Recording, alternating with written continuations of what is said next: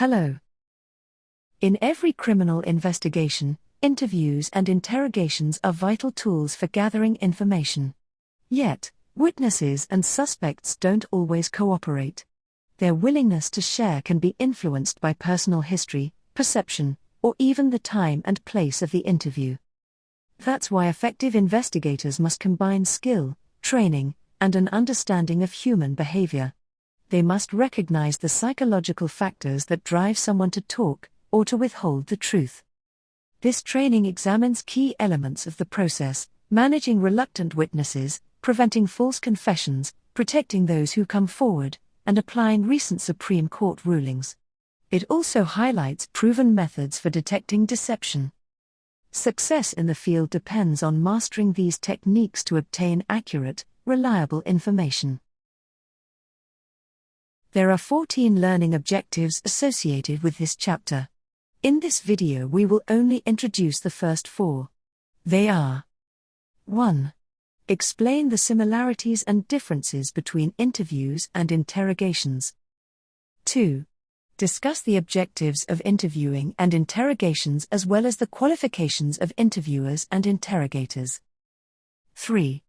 Understand the importance of selecting the right place and time for conducting an interview or interrogation. 4.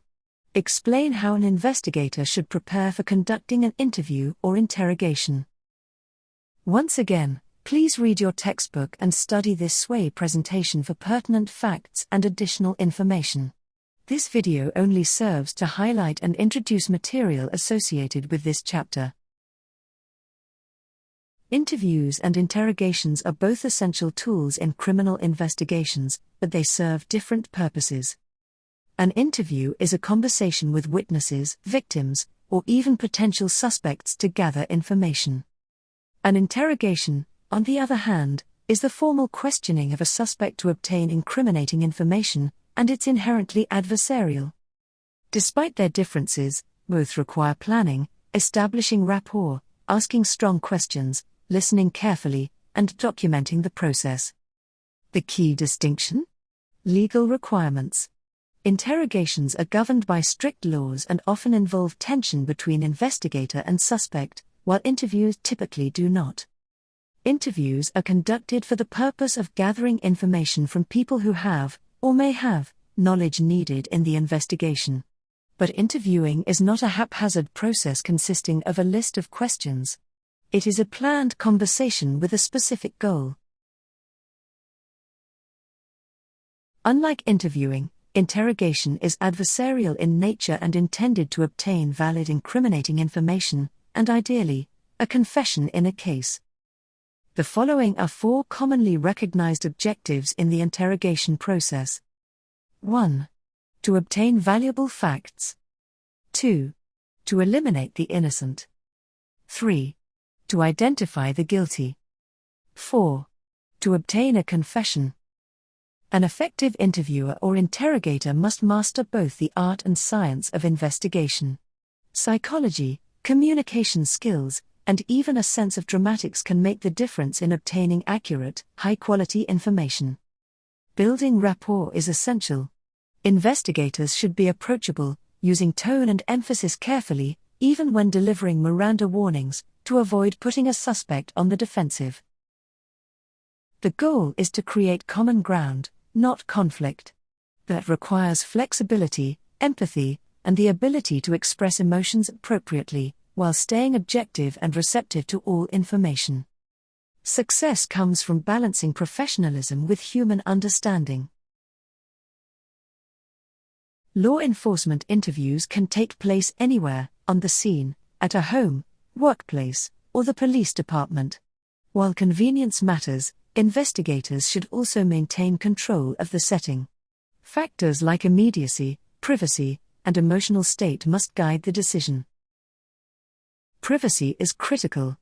A private, controlled environment helps ensure witnesses feel comfortable sharing accurate information. Interrogations require even greater attention to setting. The room should be simple, with only 2 chairs and no barriers like tables or desks. Proximity matters. The investigator should sit close enough to establish presence, but not so close as to create discomfort.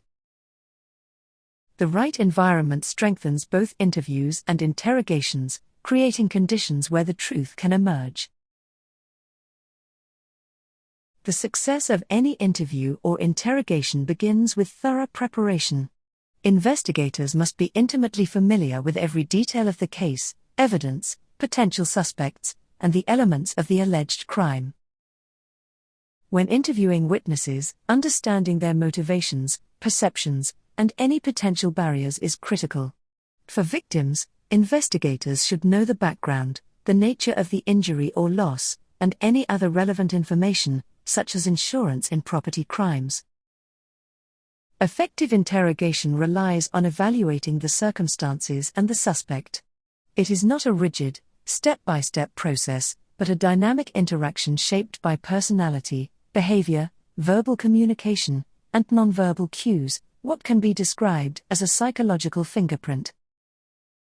Investigators must also know every element of the offense. Complete knowledge ensures a thorough confession, with the suspect admitting to all aspects of the crime. Gathering personal background on the suspect further strengthens the investigator's ability to obtain accurate, reliable information. Have a great day.